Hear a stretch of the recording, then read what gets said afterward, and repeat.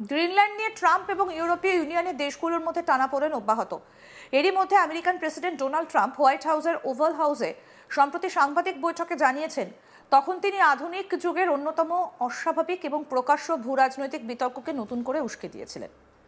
জাতীয় ন্যাটো এমনকি বৈশ্বিক নিরাপত্তার বিষয় হিসেবে উপস্থাপিত ট্রাম্পের এই বক্তব্য গ্রিনল্যান্ডকে কেন্দ্র করে মার্কিন যুক্তরাষ্ট্র এবং তার ইউরোপীয় মিত্রদের মধ্যে গভীর ফাটলকে আবার উন্মোচিত করেছে।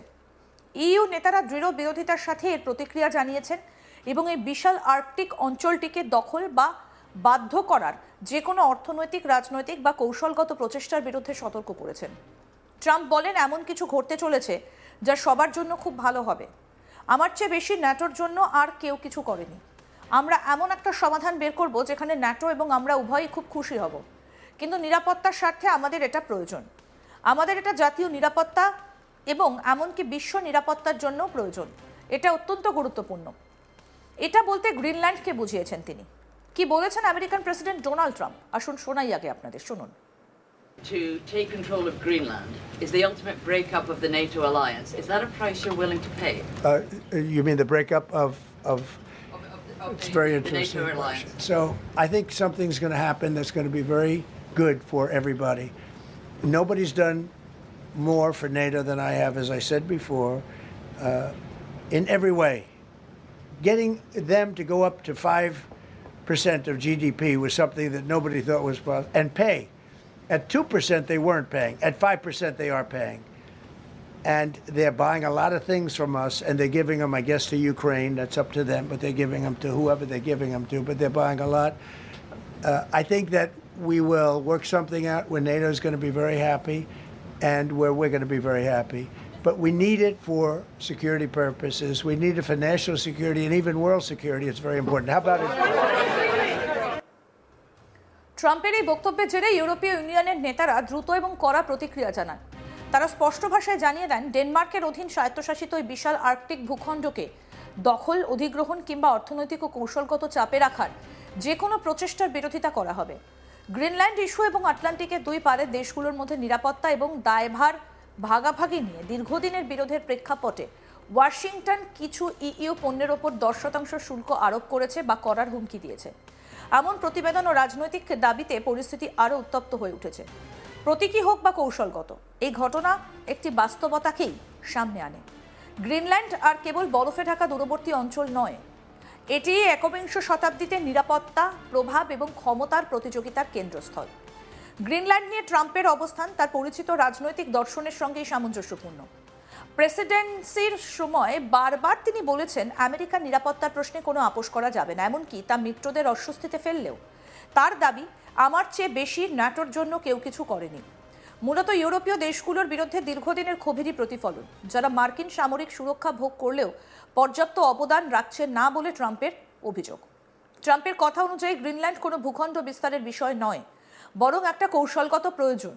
উত্তর আমেরিকা এবং ইউরোপের মাঝামাঝি অবস্থান করা এই দ্বীপ আর্কটিক শিপিং লেন এবং মিসাইল প্রতিরক্ষা ব্যবস্থার জন্য অত্যন্ত গুরুত্বপূর্ণ। জলবায়ু পরিবর্তনের ফলে বরফ গলে যাওয়ায় আর্কটিক অঞ্চল এখন আরও সহজলভ্য, আরও সামরিকীকৃত এবং আরও বিতর্কিত হয়ে উঠেছে। রাশিয়া ইতিমধ্যে আর্কটিক অঞ্চলের সামরিক ঘাঁটি বাড়িয়েছে।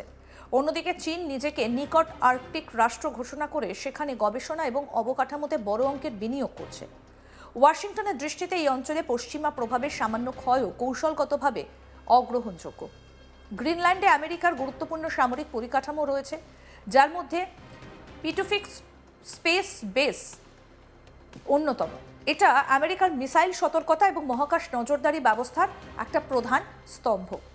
এখানে প্রবেশাধিকারে বিঘ্ন ঘটলে মার্কিন মূল ভূখণ্ডের নিরাপত্তা সরাসরি ঝুঁকিতে পড়তে পারে। এছাড়া গ্রিনল্যান্ডে বিরল খনিজ তেল এবং গ্যাসের বিপুল মজুতের সম্ভাবনা রয়েছে বলে ধারণা করা হয়। বিশ্বব্যাপী সরবরাহ ব্যবস্থা যখন ক্রমেই রাজনৈতিক রূপ নিচ্ছে, তখন এসব সম্পদ ভূ রাজনৈতিকভাবে আরও গুরুত্বপূর্ণ হয়ে উঠেছে। তবে ইউরোপীয় নেতারা ট্রাম্পের এই অবস্থান মানতে নারাজ। ডেনমার্ক সরকার বারবার স্পষ্ট করেছে, গ্রিনল্যান্ড বিক্রি বা অধিগ্রহণের প্রশ্নই ওঠে না। ইইউ কর্মকর্তারা একই সুরে বলেছেন, ইউরোপের সীমান্ত এবং সার্বভৌমত্ব কোনো দর কষাকষির বিষয় নয়। ইউরোপের মতে ট্রাম্পের এই বক্তব্য ক্ষমতার রাজনীতির সেই পুরনো অধ্যায়কে মনে করিয়ে দেয়, যেখানে বড় রাষ্ট্রগুলো নিরাপত্তার অজুহাতে ছোট রাষ্ট্রের ওপর চাপ সৃষ্টি করত। তাদের যুক্তি মিত্রদের মধ্যে জবরদস্তি বা লেনদেন ভিত্তিক কূটনীতির মাধ্যমে টেকসই নিরাপত্তা গড়ে তোলা যায় না। এই বিতর্কে প্রায়ই উপেক্ষিত থেকে যায় গ্রিনল্যান্ডের নাগরিকরা। প্রধানত ইনুইট জনগোষ্ঠীর এই ভূখণ্ডের নিজস্ব রাজনৈতিক প্রতিষ্ঠান রয়েছে এবং ডেনমার্ক থেকে ভবিষ্যৎ স্বাধীনতা নিয়েও সেখানে আলোচনা চলছে। গ্রিনল্যান্ডের নেতারা স্পষ্ট করেছেন, ওয়াশিংটন বা ব্রাসেলস তাদের ভবিষ্যৎ নির্ধারণ করবে না। তারা বিনিয়োগ এবং নিরাপত্তা সহযোগিতায় আগ্রহী হলেও মহাশক্তির লড়াইয়ে দাবার ঘুঁটি হতে চান না। ডেনমার্কের সঙ্গে সম্পর্ক বজায় রেখে আমেরিকা, ইইউ এবং চীনের সঙ্গে ভারসাম্যপূর্ণ সম্পর্কই তাদের লক্ষ্য। বিদ্রুপের বিষয় হলো যুক্তরাষ্ট্র ও ইউরোপ কৌশল নিয়ে দ্বিমত পোষণ করলেও হুমকির মূল্যায়নে তারা অনেকাংশে একমত। উভয় পক্ষই চায় না চীন গ্রিনল্যান্ডে কৌশলগত অবস্থান তৈরি করুক কিংবা রাশিয়া আর্কটিকে আরও সামরিকীকরণ করুক। বিভেদটা লক্ষ্য নিয়ে নয়, বরং সেই লক্ষ্য অর্জনের পথে। বিশ্লেষকদের মতে গ্রিনল্যান্ডের আনুষ্ঠানিক অধিগ্রহণের মতো নাটকীয় কোনো ঘটনা ঘটার সম্ভাবনা কম, বরং বিদ্যমান আইনি কাঠামোর মধ্যেই সেখানে মার্কিন সামরিক উপস্থিতি, বিনিয়োগ এবং নিরাপত্তা সহযোগিতা বাড়তে পারে। তবে ট্রাম্পের বক্তব্য ও শুল্ক সংক্রান্ত উত্তেজনা আটলান্টিক জোটের মধ্যে আস্থার ঘাটতিকে আরও গভীর করেছে।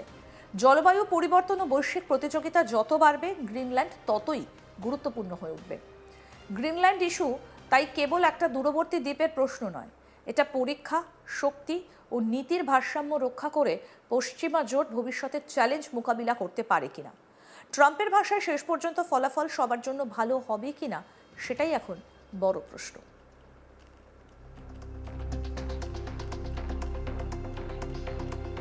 কি বলেছেন ডোনাল্ড ট্রাম্প, আসুন শোনাই। To take control of Greenland is the ultimate breakup of the NATO alliance. Is that a price you're willing to pay? You mean the breakup of it's very the interesting NATO question. alliance? So I think something's going to happen that's going to be very good for everybody. Nobody's done more for NATO than I have, as I said before, in every way. Getting them to go up to 5% of GDP was something that nobody thought was possible, and pay. At 2% they weren't paying. At 5% they are paying. And they're buying a lot of things from us, and they're giving them, I guess, to Ukraine. That's up to them, but they're giving them to whoever they're giving them to, but they're buying a lot. I think that we will work something out where NATO is going to be very happy and where we're going to be very happy. But we need it for security purposes. We need it for national security and even world security. It's very important. How about it? To take control of Greenland is the ultimate breakup of the NATO alliance. Is that a price you're willing to pay? You mean the breakup of it's very the interesting NATO question. alliance? So I think something's going to happen that's going to be very good for আরও update পেতে দেখতে থাকুন আজ তাক Bangla. Subscribe করুন, notification পেতে bell button option press করুন।